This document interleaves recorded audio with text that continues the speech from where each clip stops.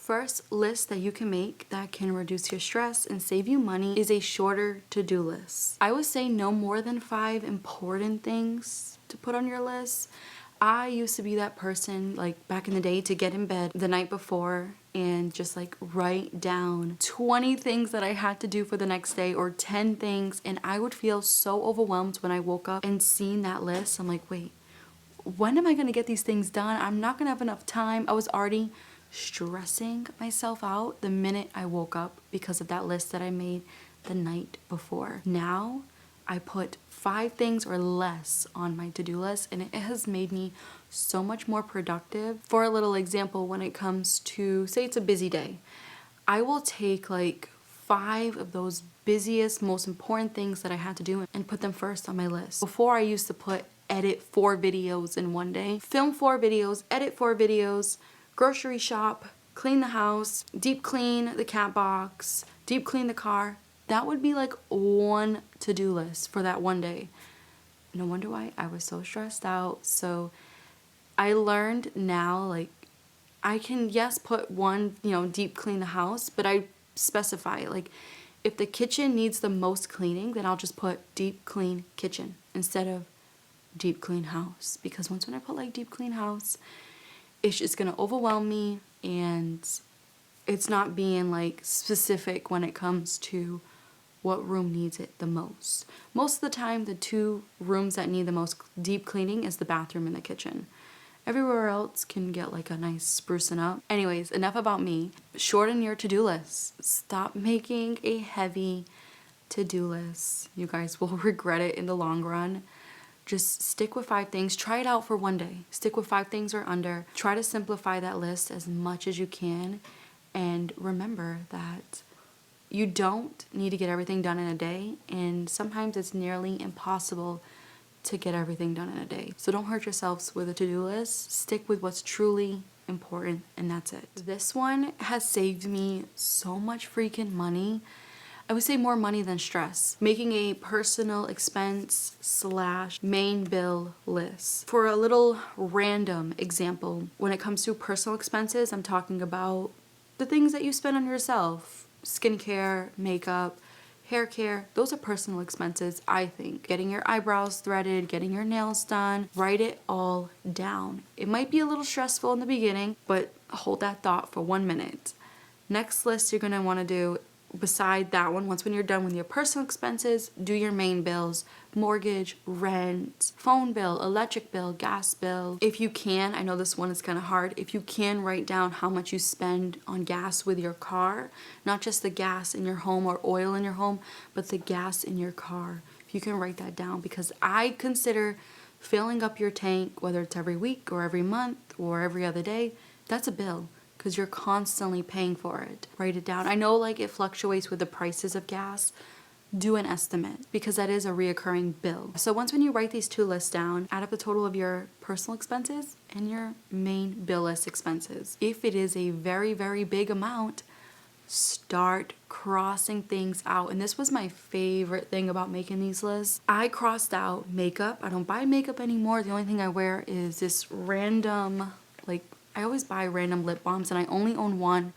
This random lip balm, that's what I use for my lips. Make sure it's nice and nourished, especially in the winter months. That's all I use for makeup. I don't use anything else. But I crossed out makeup. I crossed out skincare. I also don't have a skincare routine, because when I did have a skincare routine, I was spending around $100 to $200 a month, and my skin looked like absolute crap. So those 2 personal expense, those bills, gone. I deleted them. And then you can start subtracting how much money you will be saving. Now, when it comes to your main bills, call your car insurance, call your phone company.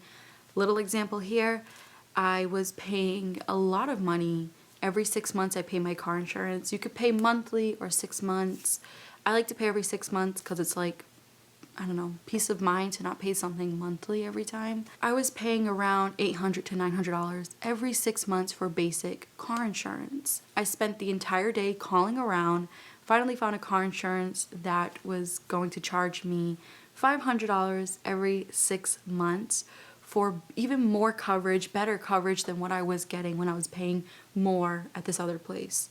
So just calling, picking up the phone. You can also do some of these things online if you're not a fan of negotiating. I'm not a fan of like negotiating or going back and forth, but there are little applications online that can lower your bill without talking to anybody. With the car insurance, I called around, and then the car insurance that I went with, they were like, oh, well, you can just do everything online. You don't have to call anybody, and we'll cancel your last insurance for you.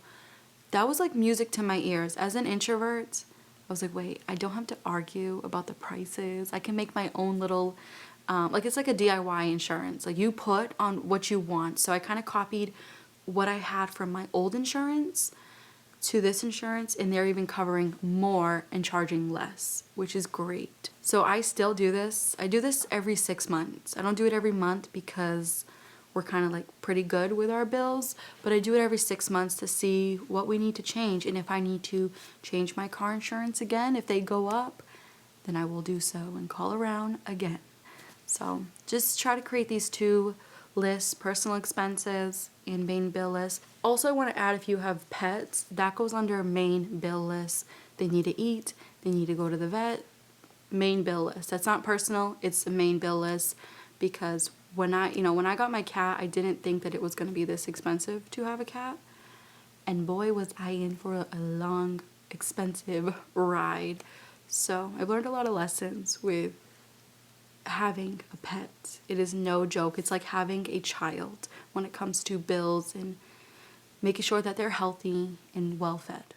And the last list to make that can save you money and create less stress and also save you time is a grocery list. Do not go to the grocery store without a damn list. I used to do that, and oh my goodness, the amount of stupid things that I purchase, the amount of money I have wasted and time looking and browsing around, treating the grocery store as if it was a romantic walk on the beach. Those days are long gone. I am in and out of the stores. When it comes to creating a grocery list, I do want to say, like, I like to put the fresh produce first, and whatever is not fresh, like agave, chia seeds, things like that, I put it at the last, like the bottom part. Because when I have my fresh produce, those are like the main things that I have, and I realized, like, wait, I already have all my salad stuff, I have my main vegetables, tofu, like, I don't really need to grab anything else. All we need is main food items. So whatever's last on the list, it's very, very small. And if I do want something sweet, I will just pick up something like that's individually wrapped, not like a box of cookies anymore, or like a candy bar that comes with 3. Like, I try to pick things that are just individually wrapped. That way I can have one sweet instead of me having an entire box at home and eating cookies every day. And I do have a sugar addiction. I'm trying my best to get rid of it. I just try to stick with main produce. Again, everyone's list is going to look different, but for myself, I stick with main produce. And if I do want something sweet, I'll grab an individual cookie, and that's it. I also want to say we try to get our fresh produce from cheaper stores, whether it's Aldi's, Market Basket, Stop and Shop. We try to get our fresh produce from those stores because, I mean, at the end of the day, it is very expensive to buy organic everything, and some people don't have that budget, like us. So we try to go to the stores that have cheaper fresh produce because we do buy that quite often. We go through fresh produce a lot, and we eat a lot of salads, we eat a lot of fresh sandwiches, fresh wraps. So we try to find ways to save when it comes to fresh produce. If we was buying our fresh produce from Whole Foods all the time, oh my goodness, our grocery bill would be through the roof. I think our grocery bill would be just as much as our rent. So that's another little tip, you guys. If you buy something constantly, try to find ways on where grocery stores are cheaper for those fresh produce or frozen produce items, or even dry produce items. Find which grocery store is cheaper. That way, you're not spending an arm and a leg. Anyways, I hope you guys enjoyed this short video, and I will catch you in the next one.